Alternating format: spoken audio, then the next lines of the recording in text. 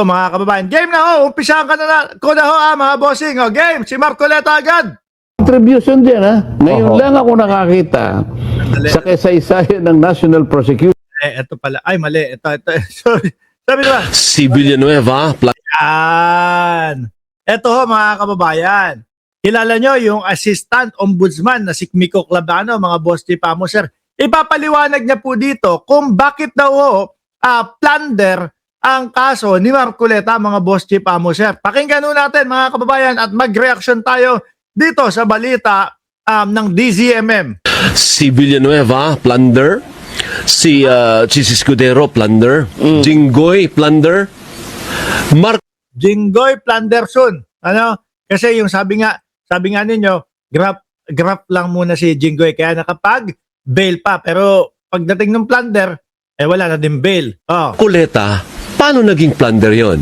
Kasi yon ang kanilang narrative na wala namang pera ng gobyernong involved dun, paano naging plunder. Kahit ako nung una, yun ang pinagtataka ko. Please explain to the madlang people, paano naging plunder yung kay Marcoleta?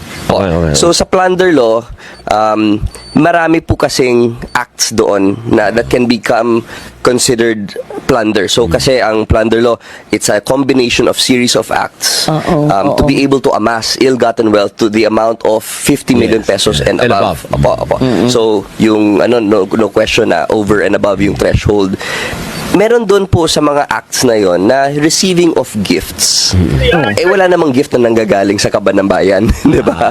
So Receiving of gifts. Nako, eto nga, yung 75 million na pagtanggap ng regalo ni Marcoleta at ang sinasabi niya galing doon sa mga kaibigan niya at ang sinasabi din ni Rodante Marcoleta, pati naman ba yung pagtanggap ko ng regalo sa kaibigan ko, kakasuhan ka ng plunder, 75 million yun.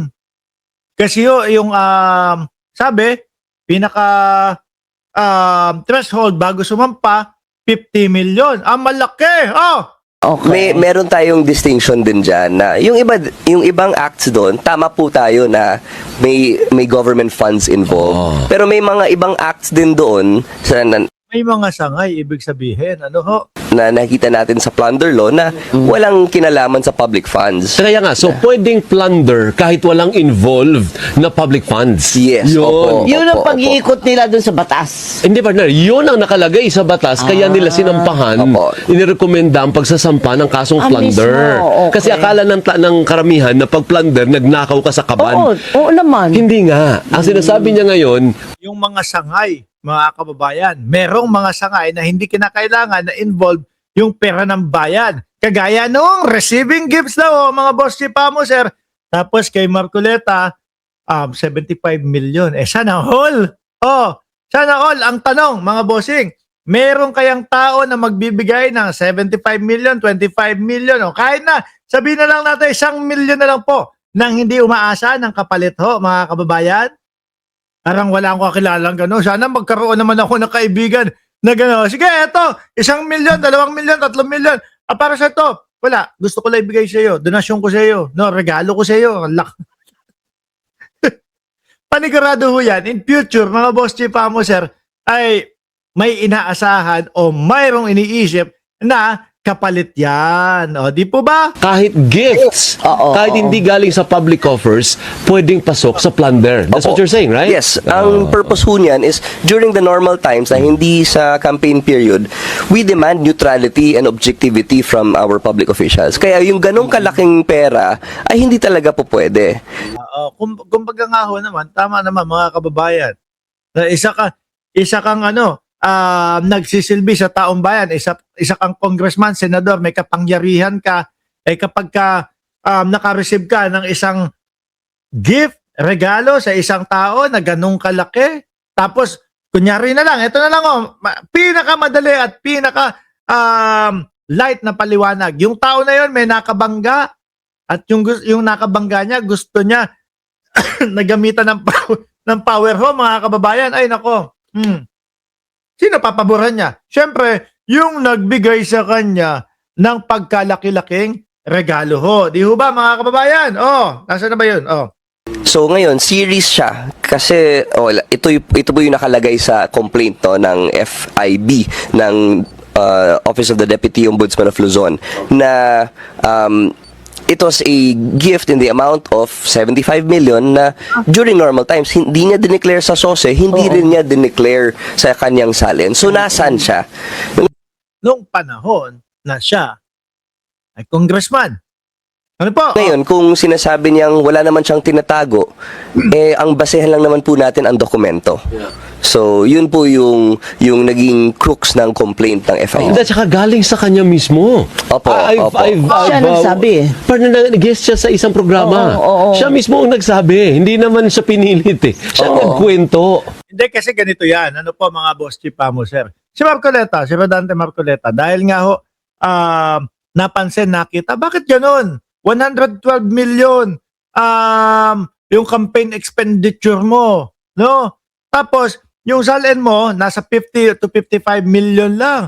Aba, laki yan. Tapos sasabihin mo, walang nagdonasyon sa'yo. Dahil nga yun yung ginawa niya sa SOSE niya. Walang isinulat na pangalan. Napansin mo, mga kababayan. Nung napansin, eto na.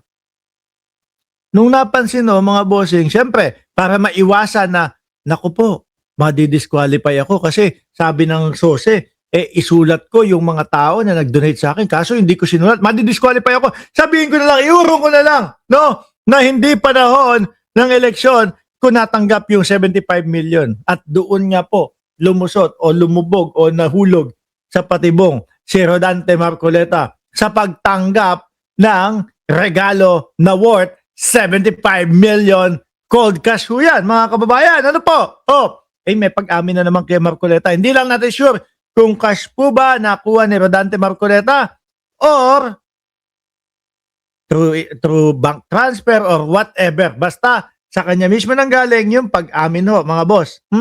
Yeah, Na po, marami so, siyang kaibigan na nagbigay sa... Di ba? Naalala mo yun? Wala namang nagpuwersa sa kanya eh. tama, Sir Alvin. At hindi lang yung sa interview, nakasulat din yun sa kanyang mga na sinabmit sa COMELEC. Okay. Pero pwede rin na yung sinasabi na ayaw kong pangalanan kung sino yan kasi ni-request niya na maging anonymous. Tama ba yun? Hindi, bakit na si Depende? Hindi pwede yun. Nakasulat doon sa SOSE. Sabi ng batas, kailangan lahat ipapaliwanag mo kung kanino nang galing yung pera, kung sino-sino itong mga ito. Alam nyo mga boss di pa mo, sir, kasi ang iniiwasan dyan, in future time, pagkatapos na manalo ng isang kandidato, magkaroon ng masyadong maraming pabor o magkaroon ng pabor doon sa taong nagbigay nung malay mo, una, tsaka kaya inaalam, sino-sino itong mga tao nito. Malay nyo naman po, Lord, ng ipinagbabawal na gamot, yung umopondo dyan. O ano po ang mangyari? In future time, kapag ako na-aresto, nahuli, at nalagay sa bingit ng pagkakaoblo yung sarili ko bilang Lord ng ipinagbabawal na gamot, ay sasagipin mo ko, Rodante Marcoleta. Yun po yung mga iniiwasan dyan, mga kababayan.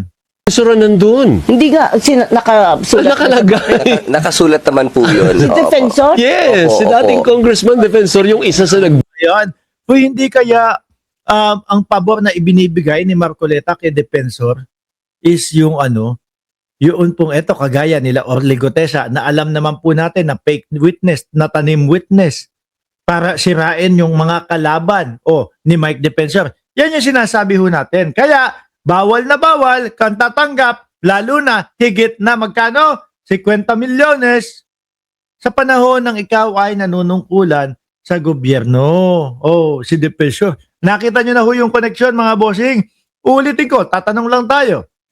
Hindi ho kaya ang ginagawang pabor o binibigay na pabor ni Rodante Marcoleta dito ho kay Mike is yun pong pagbibigay ng daan para si Orly Gutesa, yung 18 Marites ay makarating sa Senado. Actually, hindi pa umaabot yung 18 Marites. Si Orly Gutesa pa lang po. No? Pero nakikita na natin yung link, pagkakatugma. bigay and two others. Naglagay ho ata siya sa kanyang mga submissions, isang table po na may pangalan at may amount, no? Okay. So, yun po yun. Wala namang nakadeklara sa SOSE. Yun po yung depensa niya sa COMELEC. Pero yung ating gustong malaman, bakit hindi po nakadeclare yun sa kanyang salin din? Okay, Opo. sige. So, may magpapaliwanag naman siya for that. Ngayon, punta naman tayo. Yun. Yeah. Ang gulo, ang hirap po ng sitwasyon ni Rodante Marcoleta. Kasi kung panahon ng eleksyon, kailangan ideklara niya yan bilang expenditure po, campaign expenditure, mga kababayan. Hindi niya ginawa. Pwedeng madiskwalipika.